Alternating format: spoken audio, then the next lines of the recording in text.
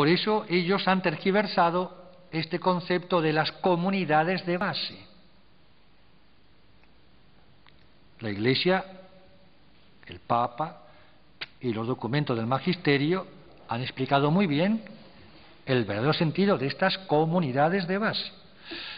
Pequeñas comunidades católicas cristianas dentro de la demarcación de cada parroquia, que es muy extensa, que se reúnen para ayudarse a vivir la vida cristiana siempre dentro, repito, del marco de la parroquia, bajo la autoridad del párroco en la parroquia y del obispo en la diócesis, en perfecta comunión con la Iglesia parroquial, diocesana y, por supuesto, universal, con el Papa. Pero ellos no lo ven así, parece ser. Ellos toman dialécticamente también el concepto de comunidad de base como una nueva estructura de la esencia misma de esta nueva Iglesia que ellos tratan de hacer, ¿verdad?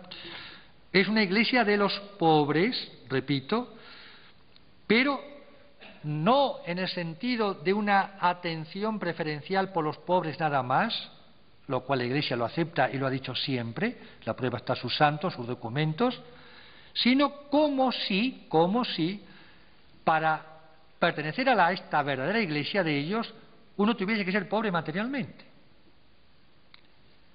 Eso es reducir el concepto de Iglesia, es reducir el concepto de teología, e incluso es reducir el concepto de pobre del Evangelio, porque el pobre no solamente es el que es pobre materialmente, sino también, ante todo, espiritualmente hablando. Hay ricos que son pobres y hay pobres que son ricos. San Luis, rey de Francia, era pobre, y era rey. Y en cambio hay pobres que están llenos, son ricos de soberbia, de ambición, de orgullo, de odio, de maldad. Esos son pobres materialmente, pero no en espíritu. Además, los ricos también tienen alma. Dios ha hecho al pobre y al rico, no al miserable, de acuerdo. De manera que parecería, repito, como si para salvarse, para ser santos, basta ser pobre materialmente.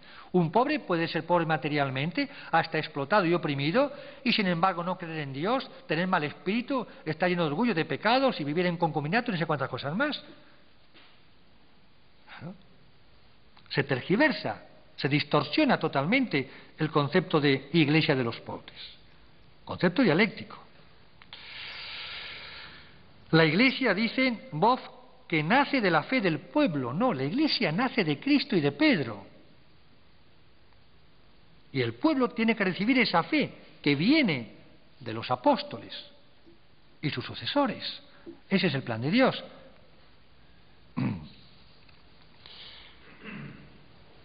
Por eso, la Sagrada Congregación para la Doctrina de la Fe, con el cardenal Ratzinger a la cabeza, dice que es una amalgama ruinosa entre el pobre de la Sagrada Escritura y el proletariado de Marx. Número 10, página 32, es cierto. Es una mezcla explosiva, ruinosa. Hay que criticar las estructuras de la Iglesia y reinventar una Iglesia nueva. Y hay que poner en duda la estructura sacramental y jerárquica de la Iglesia. Es decir, eso es echar por tierra a la Iglesia. La Iglesia desaparece así. Es necesaria, dice Boff, una eclesiogénesis. No reformar la Iglesia, sino, repito, hacer una Iglesia nueva. Por eso estas comunidades de base surgen dentro del contexto de la sociedad moderna, por una reacción contra el fuerte esquema jerárquico de la Iglesia y su crisis institucional. Eso lo dicen ellos. Una nueva experiencia eclesiológica del renacer de la Iglesia y del soplo del Espíritu. Aquí también hay un falso concepto de lo carismático. Es decir, estos teólogos se hablan como si ellos fuesen también carismáticos, es decir, que están iluminados directamente por el Espíritu, como nuevos profetas, ¿verdad?, para darnos una nueva Iglesia que ellos se inventan. ¿Con qué derecho? ¿Con qué autoridad ellos dicen esto? ¿Cómo lo demuestran?